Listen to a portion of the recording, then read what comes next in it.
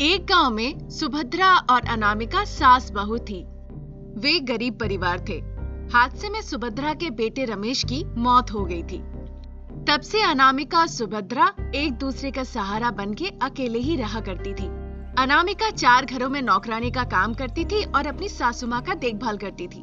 सुभद्रा को बहुत गुस्सा आता था, इसीलिए जब से यह हादसा हुआ तब से वो बहुत बीमार पड़ गई और वो घर पे ही आराम करने लगी।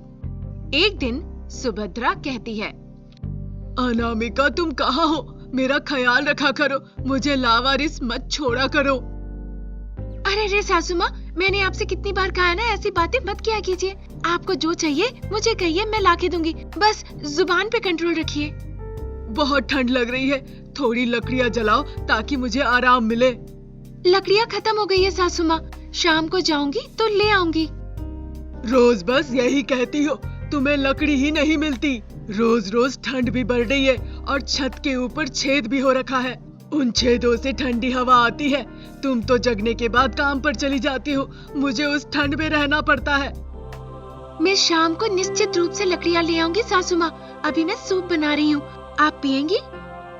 कितने दिनों तक बस इस सूप में जिंदा रहोगी? जब मेरा बेटा जिंदा था तो कम से कम एक बार बिरयानी ले आता था। तुम वो दूसरों के घर की सड़ा गला सब्जियां लेकर आती हो, वो सब मैं नहीं खा पाती हूँ। इस तरह की बहू होना तो ना होने से अच्छा है। सुभद्रा की इस तरह की बातें अनामिका बर्दाश्त नहीं कर पाई और फिर वो काम के लिए चली गई। क्योंकि वो 4-4 घरों में काम किया करती थी, इसीलिए वो नींद से सुबह सुबह जग जाती थी। उसके लिए कभी कभी मुश्किल होता था। ठंड बढ़ ही रही थी, वो पहले घर का सारा कामकाज खत्म करके फिर दूसरों के घर पे जाती थी। बाद में रात का बचा कुचा चावल, सड़ गया सब्जी, रात का बचा अचार, ये सब वो लाके अपनी सासू माँ को देती थी खाने के लिए। एक दिन अनामिका को बुखार हो जाता है। सासू माँ, मुझे बहुत बुखार है, मैं काम के लिए नहीं जा सकती, बिल्कुल नहीं हो पा रहा है। हाय भगवान, अब कौन ख्याल रखेगा हमारा?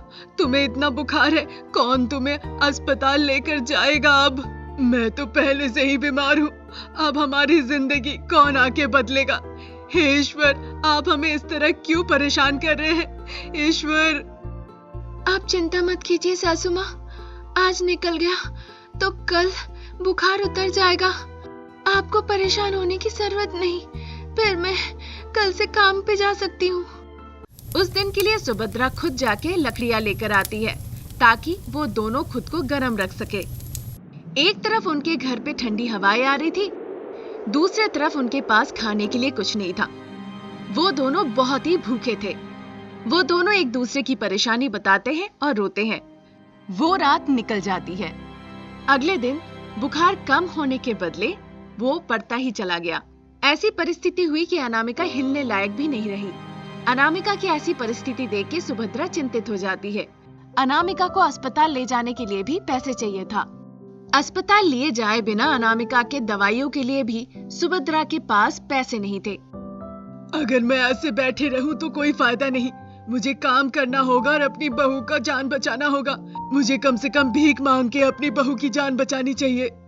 इस तरह कहकर सुभद्रा बहुत दुखी हो जाती है, रोने लगती है। फिर वो चलते चलते सड़क पे पहुंच जाती है ताकि कोई अगर सड़क से गुजरे तो वो उससे पैसे मांग लेगी और इसी का इंतजार करती है। तभी एक महिला वहां आती है। वो देख के बहुत कमजोर लग रही थी। प्यास लगी है, मुझे कोई बचाओ मुझे। अरे ये लड़की को देख के तो लग रहा मुसीबत में है, इसे बचाना चाहिए। ऐसा कहकर सुभद्रा उस महिला के पास जाती है। महिला गिरने ही वाली थी, सुभद्रा पकड़ लेती है। प्यास लगी है कहने वाली उस महिला को देखकर सुभद्रा सोचती है उसका प्यास बुझाने का। वो जल्दी से उस महिला को घर पे ले आती है और फिर पानी पिला के उसकी प्यास बुझाती है। थोड़ी देर बाद वो महिला कहती है कि वो बहुत भूखी है, कई दिनों से उसने खाना नहीं खाया।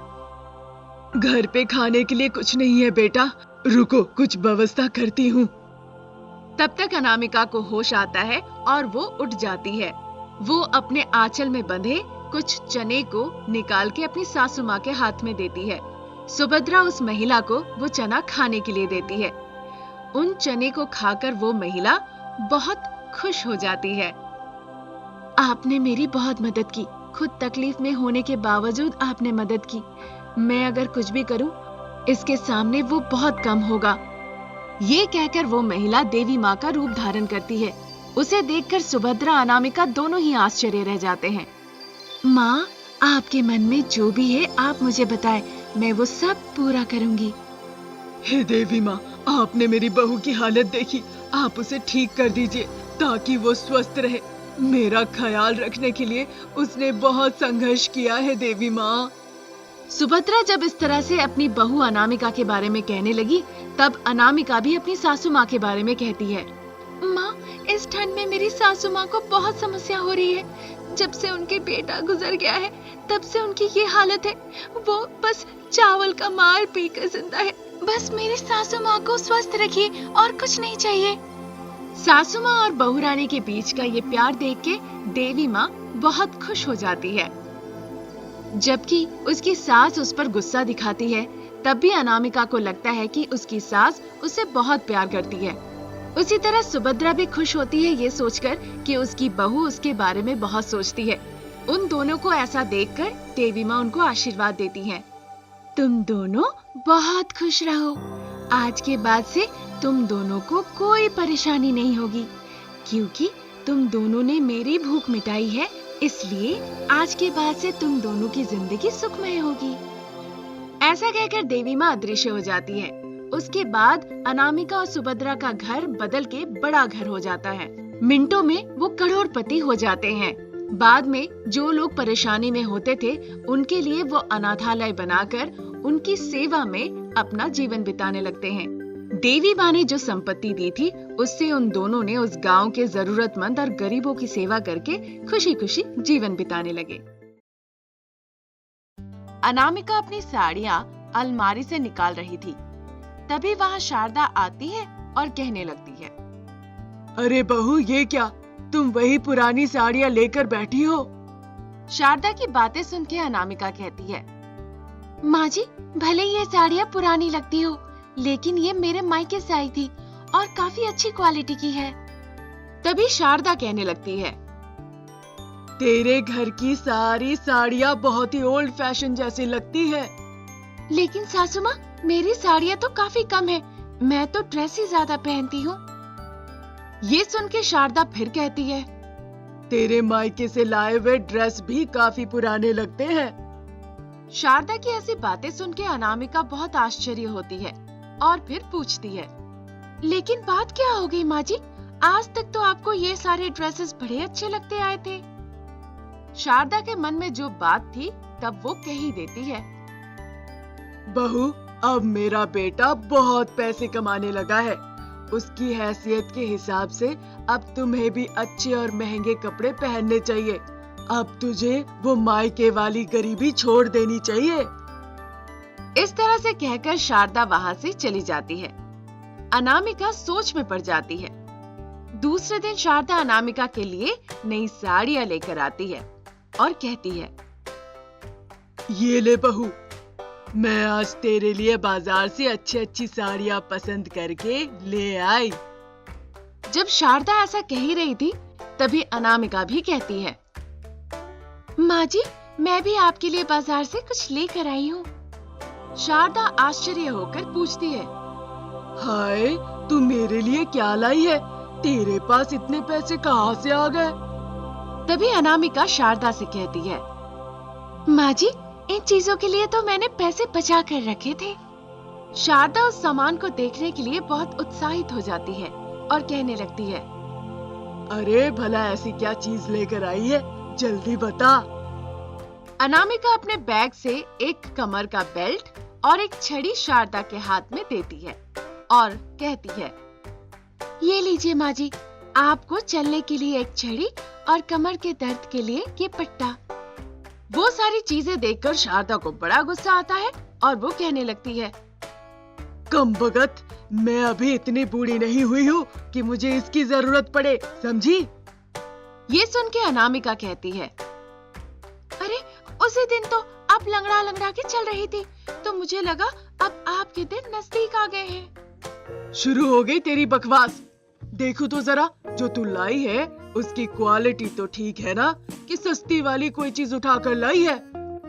शारदा की ये बात सुनकर अनामिका कहती है, माँ जी, मैंने दुकानदार से कहा था कि मेरी सासू माँ के लिए सबसे अच्छी क्वालिटी वाली छड़ी देना।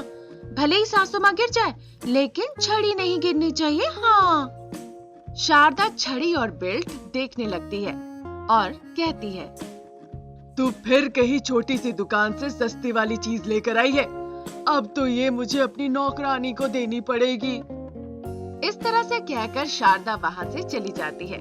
अनामिका मन ही मन सोचने लगती है, आजकल जब देखो तो सासू माँ मेरी गरीबी के ताना मुझे ही सुनाने लगती है। कुछ दिमाग लगाकर माँ जी को सबक सिखाना ही होगा। दूसरे दिन अनामिका किचन से पकोड़े तौलकर शारदा को लाकर देती है और कहती है, ये लीजिए माँ जी, मैंने आपके लिए बेसन के करारे पकोड़े तले हैं। अनामिका की बातें सुन के शारदा कहने लगती है, हाँ वो तो मैं देख ही रही हूँ, लेकिन बहू तेल कौन सा इस्तेमाल किया है? मैं लाई थी महंगा वाला, वही इस्तेमाल किया है ना? फिर अनामिका कहती है, माँ जी, तेल तो आपने जो लाकर रखा था वही इस्तेमाल किया है और बेसन भी पूरी हाई क्वालिटी वाली है। शारदा पकोड़े खाने लगती है। फिर अचानक एक पकोड़े में उसको मिर्ची लगती है। तभी वो कहने लगती है, हाय मैं मर गई, ये क्या, इस पे इतनी करारी मिर्च क्यों डाल दी? तुझे पता है ना, मिर्ची खाने से मुझे चक्कर आने लगता है। हाय भगवान। शारदा इस तरह से कहकर जोर जोर से चिल्लाने लगती है। तभी अनामिका कहती है, लेकिन माँ जी, ये मिर्ची वही है, हाई क्वालिटी वाली, महंगी, जो आपने खरीद कर रखी थी। अनामिका इस तरह घबराते हुए कहती है। तभी शारदा कहने लगती है, अरे ये कोई मजाक करने का वक्त है क्या? जा जल्दी से मेरे लिए पानी ले आ। अनामिका जल्दी से 3 बोतल पानी लेकर आती है और कहती है, बताइए माँ जी, आप इनमें से कौन सा पानी पियेंगी? फिल्टर, डबल फिल्टर या तीसरा ट्रिपल फिल्टर? उधर शारदा की हाल बेहाल थी। वो हड़बड़ा के कहने लगती है, अरे जो भी है वो पिला दे, नहीं तो मैं मर जाऊंगी।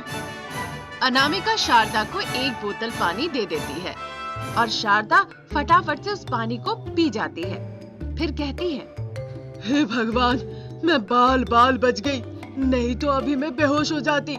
अरे कितनी बार कहा है, इतनी मिर्च मत मिलाया कर। शारदा गुस्से में आकर अनामिका से कहती है। फिर अनामिका कहने लगती है, लेकिन माँ जी, मिर्च तो महंगी वाली हाई क्वालिटी की थी, उससे थोड़ी ना कोई बेहोश होता है। अनामिका की बातें सुन के शारदा को और गुस्सा आ जाता है और कहने लगती है, तू मुझे सिखाएगी क्वालिटी की बात? अच्छा हुआ मैंने ट्रिपल फिल्टर का महंगा वाला पानी पी लिया, नहीं तो आज तो मेरी शामत आ गई थी। पर माँ जी, इन तीनों बोतल में नल का सादा पानी था। ये सुनकर शारदा घबरा जाती है और कहने लगती है, अरे ये क्या कर दिया कमबख्त, अगर मैं बीमार पड़ गई तो? तभी अनामिका भी करारा जवाब देती है, माँ जी, मैं ये पानी रोज अपने हाथों से छानकर, उबालकर फिर बोतल में भरती हूँ, इससे कोई बीमार नहीं पड़ सकता। तो तूने यही बताकर पानी पहले क्यों नहीं दिया? मैं तो ये देखना चाहती थी माँ जी, कि जब इंसान को सच में प्यास और भूख लगती है, तब वो सस्ता महंगा देखता है कि भूख प्यास मिटाता है। अच्छा, तो ये सब नाटक तूने मुझे समझाने के लिए किया था? शारदा की ऐसी बातें सुन के अनामिका मजाक में कहती है, समझाने की क्या जरूरत है माँ जी, आप तो मुझसे ज्यादा होशियार हैं। वो तो सही बात है, लेकिन आज तूने मुझे होशियारी में मात दे दी। भले ही तेरे मायके वालों के पास पैसे कम हो, लेकिन उन्होंने अपनी बेटी को दिमाग जरा ज्यादा ही दे दिया है। फिर शारदा की ऐसी बातें सुन के दोनों जोर जोर से हंसने लगते हैं।